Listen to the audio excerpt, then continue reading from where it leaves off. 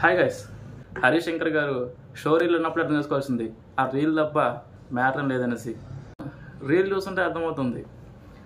రవణ income tax officer ఒక political బ్యాక్గ్రౌండ్లో మన విలనం, కొట్టించుకోవడానికి ఒక 10 మంది, కొట్టడానికి ఒకడు. అదే సినిమా, అదే పాత స్టోరీ. మన హరీష్ శంకర్ గారు ఖాళీగా ఉన్నాడు అనుకుంటా. మన పవన్ కళ్యాణ్ సినిమా ఖాళీగా ఉంది కాబట్టి ఎలాగో ఖాళీగా ఉండగానే కుమ్మేద్దాం, ఏదో క్రేజ్ వస్తుంది, పేరు వస్తుంది అని చెప్పేసి హరీష్ శంకర్ డైరెక్షన్ పెట్టేస్తారు.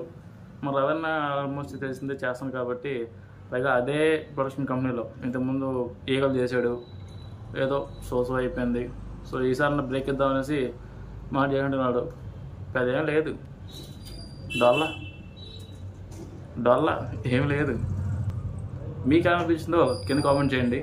నాకైతే ఏం అనిపిస్తుంది. ఎనీవే, టీమ్కి ఆల్ ద బెస్ట్. ఎవరైనా డబ్బులు ఊరికే పెట్టరు కదా, డబ్బులు వాళ్ళనే పెడతారు. చూద్దాం ఏమవుతుందో.